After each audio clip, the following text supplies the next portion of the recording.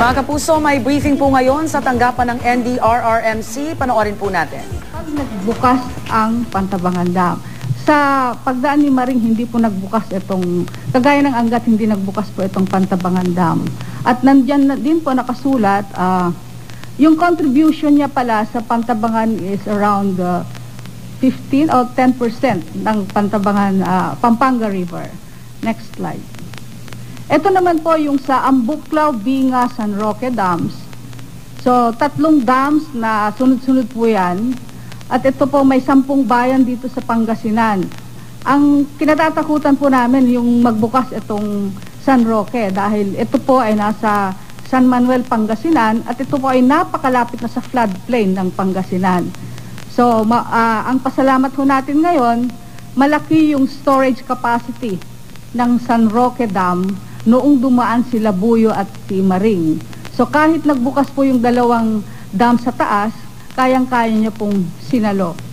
So bago nag-umpisa po si Maring, nasa 248 meters. Nasa 266 na po yung San Roque Dam ngayon. So ganun po kalaki yung volume na impound niya. Ang spilling level po niya ito is 280 meters. Malaki pa po yung storage. So yun po ang pinagpapasalamat natin dito sa San Roque Dam. Ayan po, makikita rin po natin yung mga bayan kung saan siya maapektuhan. Next slide. Ito naman po yung sa Magat Dam sa Isabela. Ito po yung nagbukas nitong pagdaan ni Tropical Storm Maring. And ayan po yung mga bayan na naapektuhan, although minimal po yung ipinalabas na tubig ng Magat Dam, and 20% po ang contribution ng Magat Watershed dito sa kabuuang Cagayan. Ang Cagayan po yung pinakamalaking river basin sa buong Pilipinas. Meron po siyang area 27,800 square kilometers. Ang Magat po nasa 4,400 square kilometers lang. So sarado na po yung Magat, kagabi pa, alas 12 ng gabi, nagsara po ang Magat Dam. Next slide.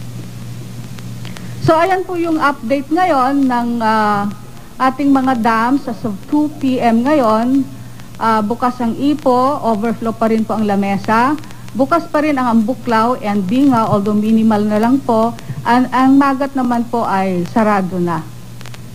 So, I think that's my last slide and maraming salamat po. Okay. So at yan po ang nangyaring briefing dyan po sa tanggapan ng NDRRMC. At inisa-isa nga po yung mga dam po na medyo naapektuhan nitong pagbuhos ng malakas na ulan na dala nga po ng habagat na pinaigting ni Bagyong Maring sa... Alright, nagpapatuloy pa rin po no, ang briefing dyan. Pero dun po sa nakalap nating impormasyon, no, ang Ambuklaw at Binga Dam, nagbukas ho sila. Actually, bukas pa rin ho. Pero dahil ho, hindi ho masyado madami yung ipon po sa San Roque Dam, lahat po ng tubig na pinakawalan ng Ambuklaw at Binga ay nasalo ng San Roque. So, yung 10 bayan po sa Pangasinan ay medyo hindi po nakaranas ng matindi namang pagbaha dahil nga nasa loho ng San Roque Dam itong pinakawalang tubig ng Ambuklaw at Binga. Ang Magat Dam sa Isabela ay sarado na po.